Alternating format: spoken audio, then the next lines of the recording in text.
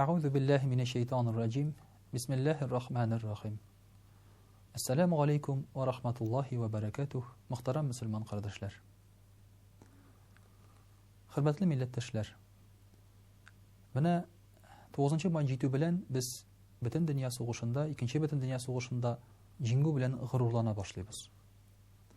Әлбәттә, бу җиңүгә ул вакытта булган илбашы Сталинның да, генералларның да, танкларның да, мылтыкларның да катнашы булгандыр. Кай вакытта аларны иң мөһим беренчел урынга куялар.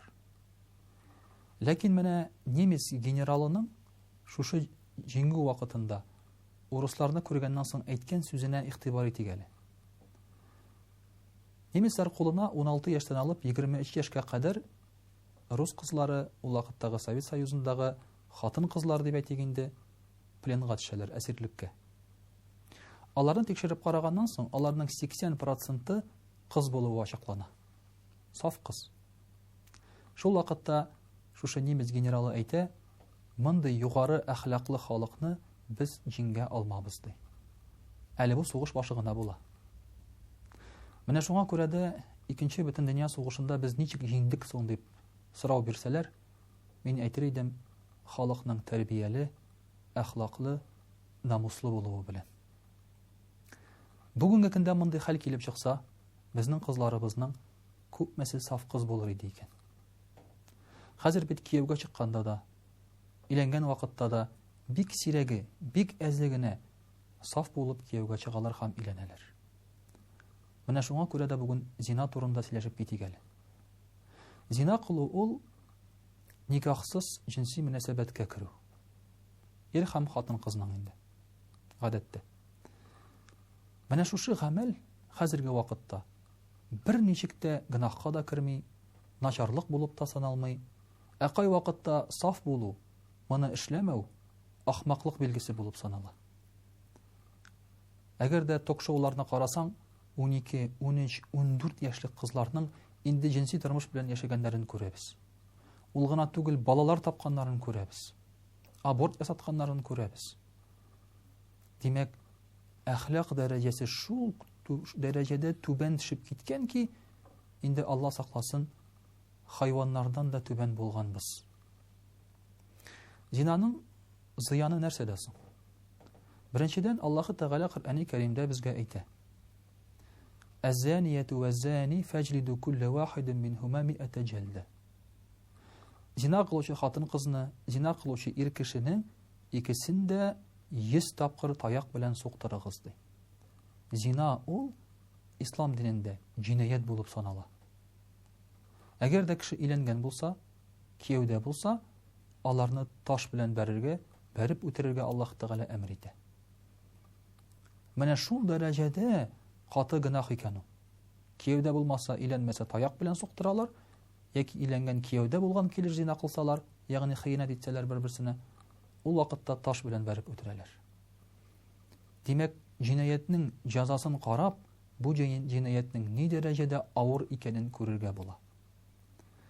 Мөхтәрәм кардәшләр, инде зина кылу, әлбәттә, масштабы бик зур безнең илебездә. Татарлар арасында да хәтта, ни кызганыч. Элек татарлар бит инде мөселманнар, татар кызлары саф, чиста булып саналган. Ләкин ни кызганыч, алар арасында да бу гамәл бар. Инде хәзер зинаның зыяны нәрсәдә соң? Менә шулай бер мәҗлестә сөйләп утыра идем. Галимнәр ясаган ачышны. Галимнәр булай ди: әгәр дә хатын-кыз берәр нинди ир кеше белән йокласа, шул йоклаган ир кешенең геннарын үзенә ала икән. Аннан бала тапмаса да, йокласа гына да. Менә шушы геннар хатын-кызда бер теге база кебек саклана икән ул. Һәм хатын-кыз бала тапкан вакытта шушы геннарның теләсә кайсын балага бирергә мөмкин икән. Мәсәлән, йоклый бер ир белән бала таба икенчесеннән, әмма бу балада баланың әтисенең геннары да була, һәм бу хатын-кыз тагын кем белән йокласа, шуның геннары да була. Моны сөйләгәч, минем янымда утырган бер егет әйтә: "Хәзрәт, мин ди мәчеләр белән шөгыльләнәм ди. Менә безнең ди әйтик шундый бер яхшы пародисты ана мәче, башка бер породистый булмаган ата мәче белән якласа, бала тапмаса да, без ул ана мәчене браковать итәбез ди. Ягъни хәзер инде ул породистый булмый ди, аннан яхшы тақым булмаячак ди. Мин шаккаттым. Мин әйтәм, мәчеләрнең тақымы турында кайгырабыз, ә кешенең тақымы турында, нәселе турында кайгырмыйбыз икән. Менә шуңа да бит хәзер җәмгыятьтә авыру балалар туа. Ул балаларның килгән авыруларын белмибез дә. Әтисе дә сәламәт, аның да генында бу авыру юк. Әнисе дә сәламәт, аның да нәселендә мондый авырулар юк. Ә балага каян килгән бу нәсел авыруы? Сәбәбе ачык ярылып ята. Мөхтәрәм кардәшләр, Пәйгамбәрбез саллаллаһу алейхи ва сәллям дә әйтә: әгәр дә зина таралса ди, бу халык арасында элек күрелмәгән авырулар тарала башлый ди. Шуңа күрә без белгән спидта, сифилиста, башка венерик авыруларда зина юлы таралалар. Һәм зина күбрәк булган сайын бу авырулар да күбрәк була. Ул гына түгел, мөхтәрәм кардәшләр, аборт ясату да зина гаибе белән килә. Чөнки әгәр дә кешеләр иләнеп, хәләл тормыштан, хәләл якынлыктан бала тапсалар, албары бит инде ул баланы төшермиләр. Баланы хатын-кыз төшерергә бара, әгәр дә бала зинадан туса, ул баланы син теләмәсәң, әгәр дә син ул баланың атасын яратмасаң һәм белмәсәң. Менә шуңа күрә Коръәни Кәримдә бер аят бар: Бисмиллаһир-рахманир-рахим. Ла тaqtulu awladakum khashyata imlaq. Фәкыйрьлектән, хәйрчлектән куркып балаларыгызны үтермәгез дигән аят бар. Аннан соң Аллаһ Тәгалә әйтә: "Ва ла тaqrabu zina" ди. Зинага якын килмәгез ди. Менә бу бала үтерү, бала төшерү белән зинаның тыгыз элемтәсен күрсәтә Аллаһ Тәгалә.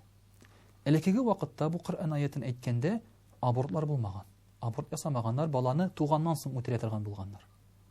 Әмма хәзер зина белән абортның элемтәсен Аллаһ Тәгалә 1400 ел элек безгә әйтеп калдырган булган. Мөхтәрәм кардәшләр, зинаның тагын бер зыяны ул да булса фәхишәлек, проституция. Чөнки моны тыйып булмый. Безнең уголовный кодекс фәхишәлекне тыя алмый. Чөнки һәрбер хатын-кыз үзенең тәнен теләсәң нишәтә ала. Теләсә сата, теләсә бушка бирә. Шуңа күрә аларны тоткан очраклар да фәхишәләрне 500 сум штраф салалар да чыгаралар. Чөнки зина җинаять булып саналмый. Ә бит моның аркасында халык бозыла, ирләр бозыла. Шул ук хатын-кызлар үзләре бозыла. Мөхтәрәм кардәшләр, зинаның тагын бер җәмгыятькә ясалган зыяны ул да булса икән агрессия туа. Менә кешенең агрессиясе белән гынахның арасында бик тыгыз элемтә бар. Һәм шушы гынахларның иң зурысы, ул агрессия тудыра торган гынахларның иң зурысы, ул да булса зина кылу. Зина кылганнан соң кешенең халәте үзгәрә.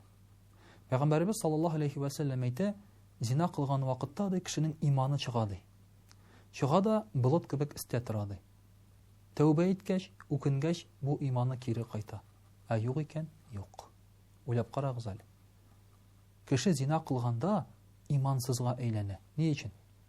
Чөнки зина ул ләззәт белән бәйле гынах. Ә ләззәтне кылып була бары тик үзең теләп кенә. Үзең рәхәтләнеп кенә ләззәтне кылып була. Ишеңдәге авыр хис белән ләззәтләнеп булмый. Кай вакытта мәсәлән утырасың берәр җирдә, синең утырасың килми ул. Күңелеңдә бик авыр, әмма мәҗбүр син утырырга, рәхәт алмыйсың син бу утырудан. Ә зина кылганда аннан рәхәт алмыйча зина кылып булмый. Шуңа күрә иман бу очракта чыга икән. Һәм кире кайтмаска да мөмкин. Уйлап карагыз. Менә бу гынах ихлас күңелдән кылынган гынах бу. Шуңа күрә шайтан тырыша кешеләрне, бәлки кеше үтертерергә дә түгел. Нәкъ менә шушы зина юлы белән бызырга. Чөнки ул аның иманын ала. Мөхтәрәм кардәшләр, шуның өчен дә Аллаһ Тәгалә безне менә шушы пычрак гынахтан саклый күрсен. Ә ничек саклыйсың Аллаһ Тәгалә? Үзебез саклансак. Аннан сакланыр өчен ике юл бар. Беренчесе, Пәйгамбәрбез саллаллаһу алейхи ва сәллям әйтә: күзләрегезне саклагыз ди. Шәрә кызларга карамагыз. Урамда матур кызлар күрсә карамагыз ди. Кайгырда күрәбез икән, шундук карашыбызны икенче якка алырга кирәк. Шулай итсәң гынахы булмый ди.